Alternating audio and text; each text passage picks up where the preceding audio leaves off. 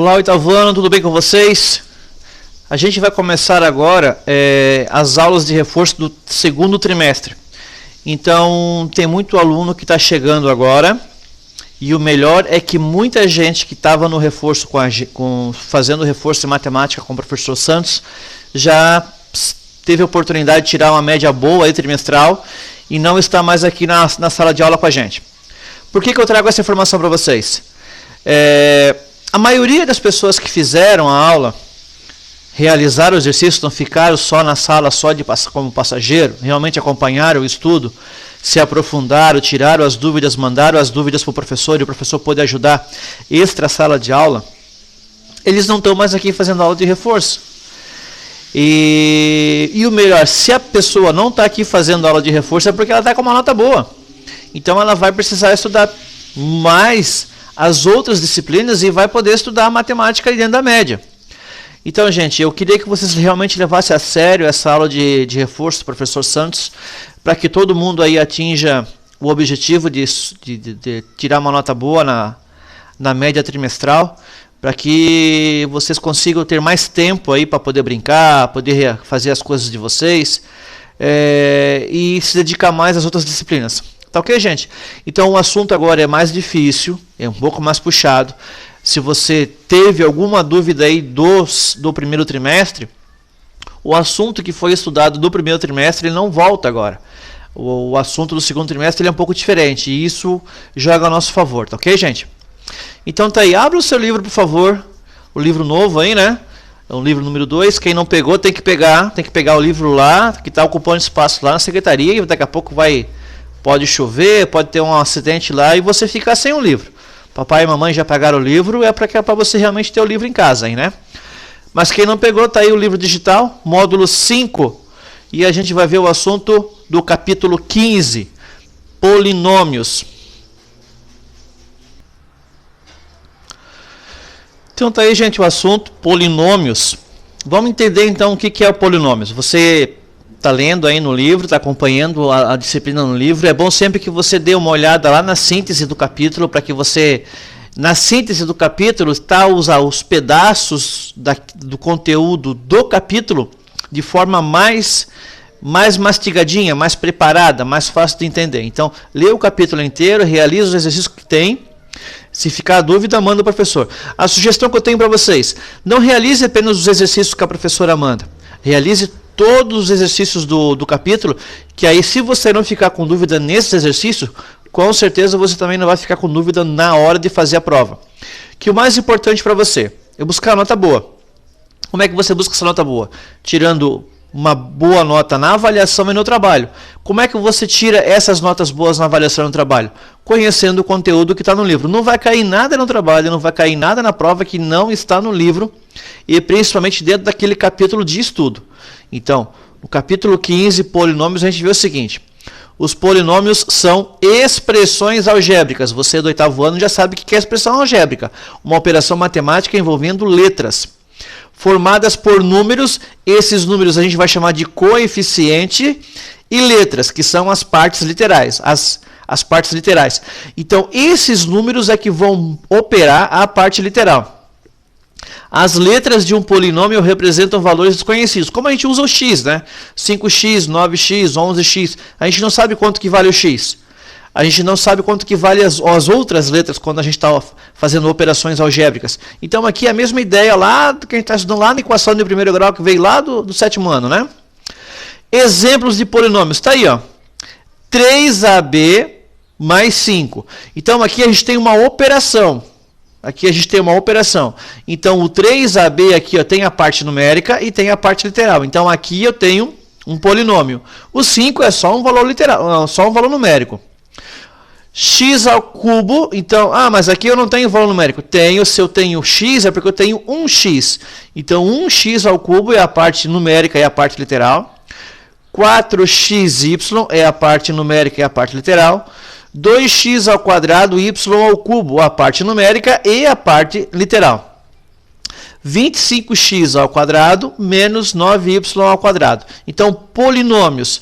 Aqui não é. O 5 é só um valor numérico. O resto é tudo o quê? Coeficientes que são os números, e as letras, que são as partes literais. Nós temos monômio, que significa apenas um monômio mesmo, só um, né? Binômio, quando eu tenho dois monômios, eu tenho um e eu estou fazendo uma operação entre eles. Trinômio, aí já tenho 3, e assim por diante.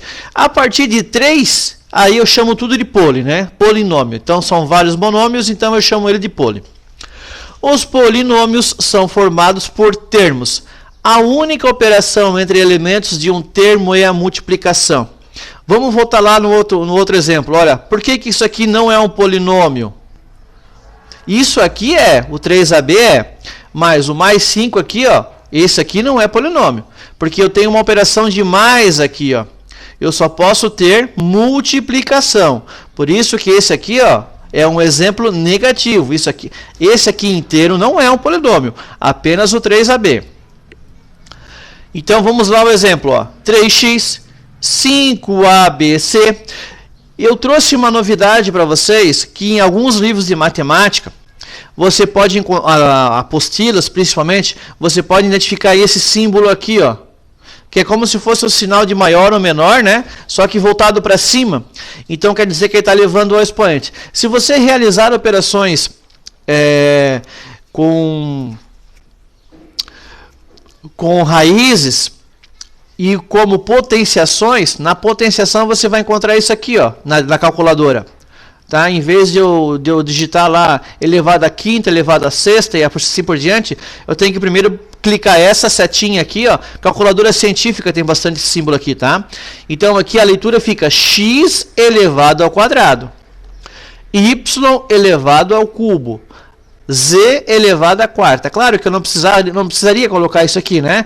Eu poderia apenas botar esse índice aqui da minha potência com o valor menor aqui em cima, que seria a mesma coisa, o quadrado, o cubo, a quarta e assim por diante. Mas eu trouxe isso aqui, ó, porque em algumas situações de livro, como o professor já falou, a gente não vai ter um númerozinho pequenininho aqui, a gente vai ter esse símbolo aqui, ó, que quer dizer elevado. Vamos já para o exercício, tá? A aula de hoje ela é bem objetiva mesmo, então a gente já vai resolver alguns exercícios aí.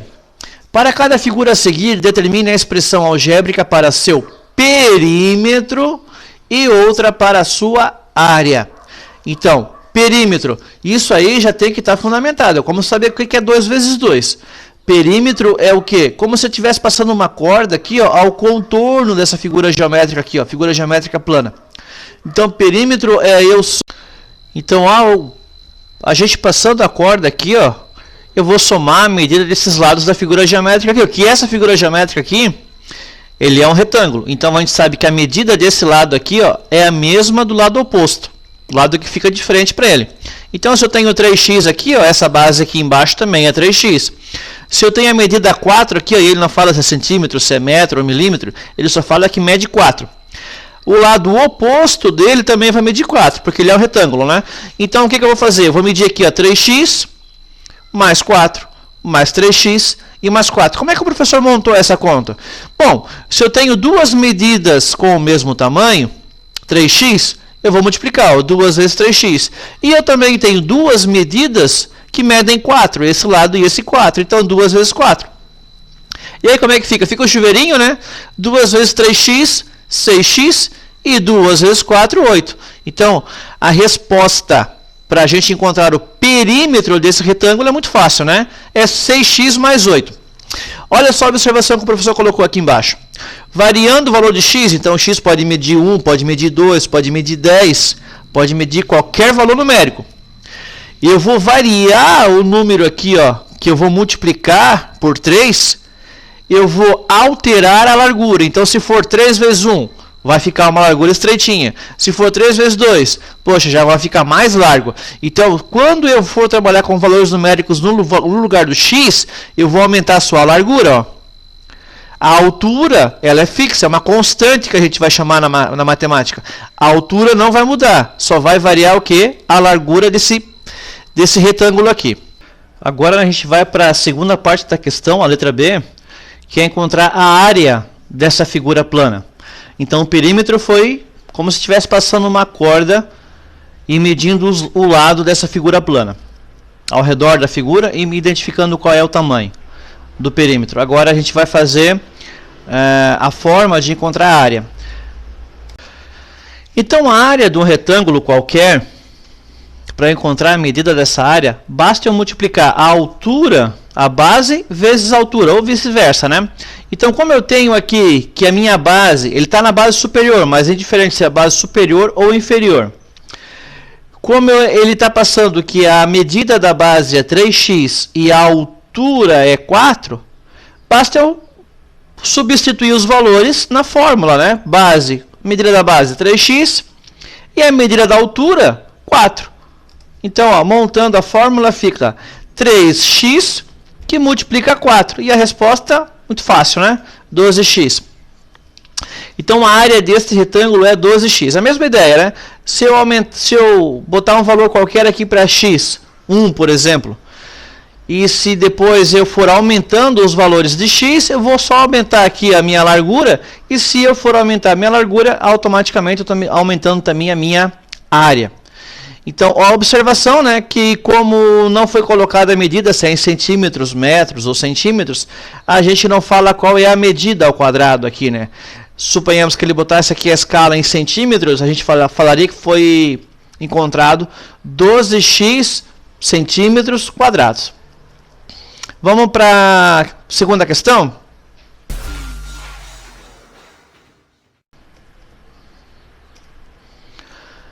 Vamos encontrar agora o perímetro desse triângulo. O perímetro já está careca de saber, né? Então, o perímetro é como se eu fosse medir uma corda aqui, ó, para saber o contorno dessa figura aqui. É medir todas as distâncias de lado aqui, ó. Então, eu tenho um lado que mede x, eu tenho outro lado que mede 3, e eu tenho essa diagonal aqui, ó, que mede 5. Então, o perímetro basta eu somar. Então, eu tenho 3 mais 5 e mais x. Eu somo essas unidades, o x eu não consigo somar, porque eu não sei qual é o valor de x, né? Então, como é que vai ficar? 8 mais x. A área do triângulo é base vezes altura, dividido por 2. Então, já vamos para o segundo passo. Vamos medir agora a área desse triângulo. Então, se fosse um retângulo ou um quadrado, eu faço base vezes altura.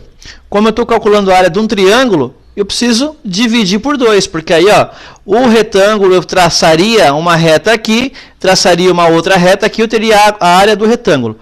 O triângulo é metade disso, então por isso que eu divido por 2.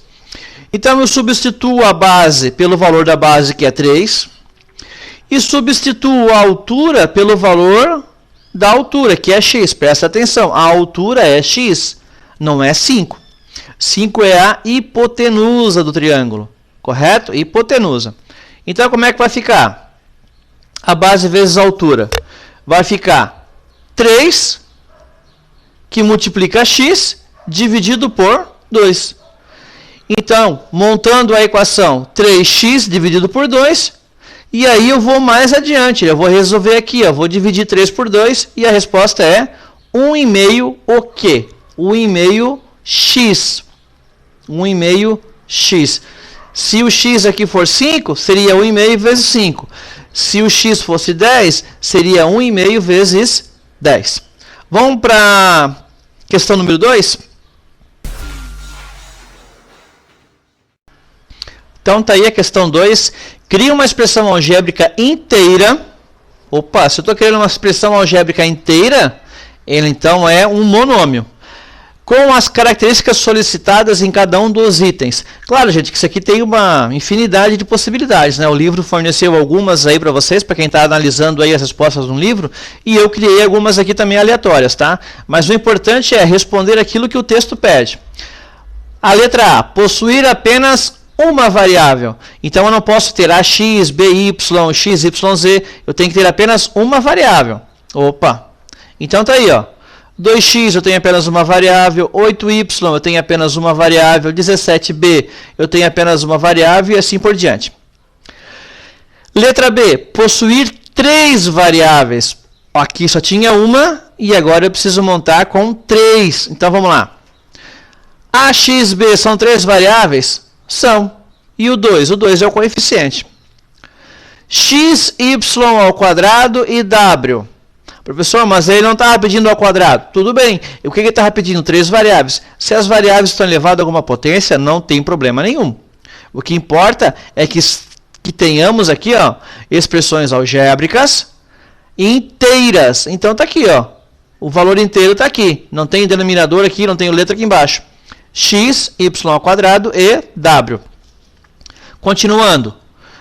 17a ao quadrado, b, c ao cubo. Ficou uma salada aqui, né? Mas o importante é que eu tenho uma variável, 2 variáveis, 3 variáveis. E assim por diante, tá? Provavelmente você deve ter criado uma variável diferente da que o professor montou aí e diferente da que está no livro também. A letra C da questão número 2, ela pede o seguinte: possuir ao menos uma variável elevada ao cubo. Então aqui, ó, eu poderia montar ao cubo. Eu já tenho uma variável elevada ao quadrado. Mas ele não está dizendo assim, ó, monte expressões algébricas com uma variável ao cubo. Ele falou ao menos uma. Então o professor criou algumas aí, ó. 2x ao cubo, eu tenho o x ao cubo aqui, que é a variável ao cubo. 8, o a não está elevado ao cubo, mas o y sim. Então 8ay ao cubo responde aqui, né, a possibilidade. E a última que o professor criou aqui, ó, 17a b ao cubo c ao quadrado. Então o b ao cubo é uma variável que atende a essa exigência da questão da letra C. Tá ok, gente? Tá tranquilo aí até agora, né? Que bom.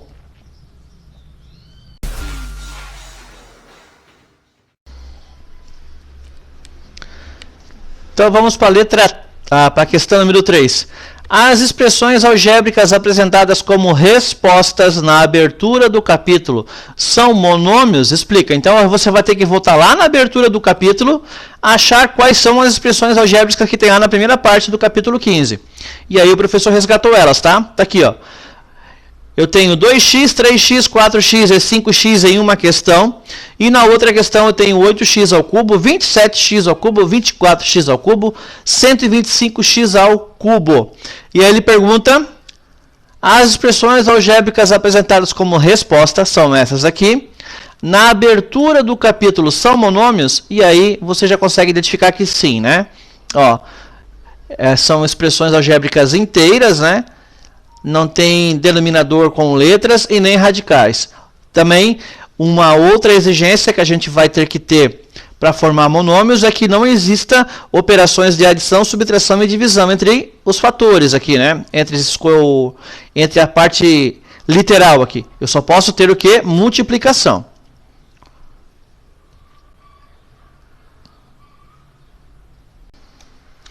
Então a resposta é sim, são monômios, pois atendem à regra. Qual é a regra? Monômios são expressões algébricas inteiras que apresentam apenas um número, ó, somente um número, ó, apenas uma variável ou multiplicação entre números e variáveis. Então, ó, aqui, nesse caso, todas elas atendem a essa necessidade. Então, prestem bastante atenção aqui, ó. Na segunda parte, a gente está preocupado com expressões algébricas inteiras, mas tem a continuação. Elas têm que ter apenas uma variável ou multiplicação entre números e as variáveis. Senão, não são monômios.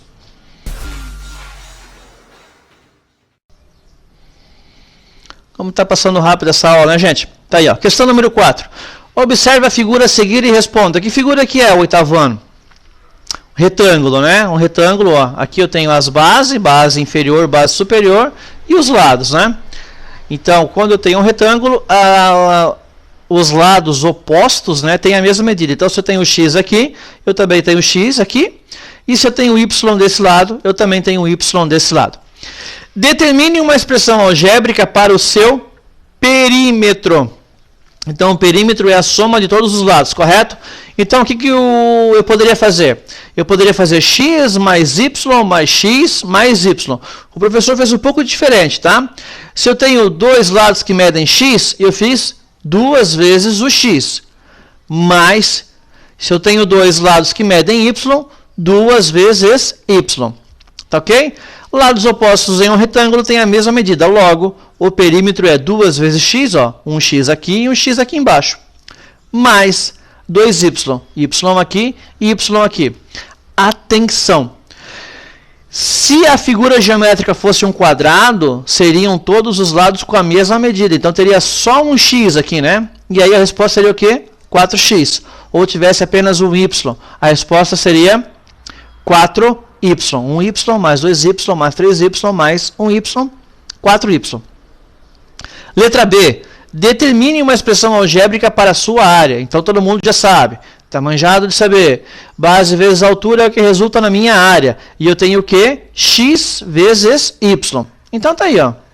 A área de um retângulo é a base vezes altura. Logo, a expressão algébrica para a gente encontrar a medida dessa área é x vezes y.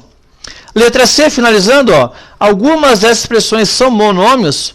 Por quê? Então essa aqui não é porque eu tenho uma soma. E essa aqui é porque eu tenho uma multiplicação, apenas multiplicação, envolvendo as partes literais. Então, somente a expressão da área, pois envolve apenas multiplicação. A expressão do perímetro não é, pois envolve adição. O professor fez bem completinho aí para não ficar nenhuma dúvida, né? Então, já tem que estar bem fundamentado, de agora em diante, o que são monômios, como é que faz o cálculo de área, cálculo de perímetro, de figuras geométricas planas, né? Por isso que eu estou fazendo esse cálculo de área e perímetro. Quando eu tenho essas variáveis, eu não sei quanto que mede. Então, se eu não sei quanto que mede, eu multiplico essa variável da mesma forma, tá ok? Questão 5, rapidamente. Entre as expressões algébricas a seguir, contorno. Então, a gente vai fazer um contorno sobre cada uma delas, né? As que são monômios. Então, a gente vai contornar só as que são monômios. E explique por que as não são contornadas, não são monômios. Então, vamos lá. 3x menos 1 é monômio? Não. Não é monômio porque eu tenho algo aqui. Eu tenho um monômio aqui. O 3x sozinho seria um monômio. E eu vou subtrair esse monômio 1. Eu vou subtrair 1 dele, ó. Então, eu tenho uma operação aqui de subtração. E para ser monômio, eu tenho que envolver apenas multiplicação. Então, essa não é. Para que seja monômio, é necessário que as expressões algébricas sejam inteiras. Ok. Atende, ela é inteira, porém, ela não tem o que aqui? Uma multiplicação, né? Expressões algébricas inteiras. Chamamos de expressões algébricas inteiras aquelas que não possuem nenhuma letra no denominador ou dentro de radicais. Ah, ok. Então, aqui, o que cancela o fato de ser monômio é porque eu não tenho multiplicação. Eu tenho uma subtração aqui no meio. 4a vezes b ao quadrado é o monômio? É, porque eu tenho uma multiplicação aqui, ó, da parte literal, e está multiplicando esse 4, e essa parte literal aqui está elevada ao quadrado. Isso não tem problema não, tá? Então, ela é, sim, um monômio. Menos 3x à quinta potência. Então, eu tenho uma parte linear, eu tenho um coeficiente, e essa parte linear está elevada à quinta. Isso não tem problema nenhum. Então, também é um monômio. 3x sobre 3. Preste bem atenção. Aqui eu tenho uma divisão, eu tenho um denominador, mas esse denominador não é uma letra. Esse denominador aqui é um valor numérico. Então, é 1 sobre 3. Tranquilo. Então, esse aqui também é um monômio. E terminando, x, y aí já ficou fácil, né? Uma multiplicação de partes literais. Então, também é monômio. E aqui, ó, por isso que eu trouxe a expressão algébrica aqui, ó. Ele não pode estar dentro de radicais. Então, eu tenho aqui, ó, uma parte literal que está dentro de radical. Então, isso exclui a possibilidade de ser um monômio. Então, eu tenho apenas esses 4 monômios aqui.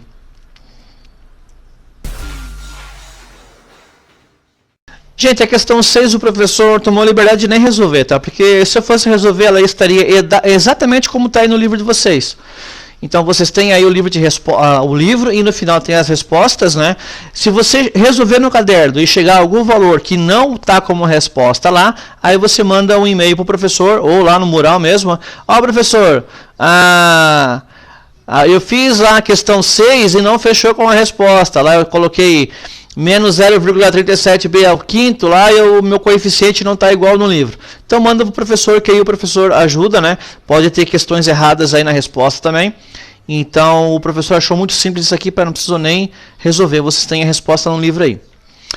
Letra 7. Em cada item a seguir, escreva se os monômios são ou não semelhantes. Vamos lembrar o que são monômios semelhantes? Tá aí, ó. Para que os monômios sejam semelhantes, eles têm que possuir a mesma parte literal. Então eu vou me preocupar só com a letra. Eu vou me preocupar só com a letra e aí eu vou identificar se são semelhantes ou não. Então olha só, eu tenho x elevado a 1, eu tenho x elevado a 2, não é semelhante, né? Não é. Aqui eu vou identificar o quê? Eu tenho AB elevado ao quadrado e eu tenho A ao quadrado elevado a B. Não são semelhantes, ó. Esse é o A tá elevado a 1 e aqui o A tá elevado ao quadrado. Então, não são semelhantes. Z, X e Y. E menos 3X, Y, Z. Ó, o X, Y e Z, ele só está misturado aqui, ó, mas são as mesmas letras, não está na mesma ordem. Então, são semelhantes sim. E a última, AB também são semelhantes, né? Tá aí, ó.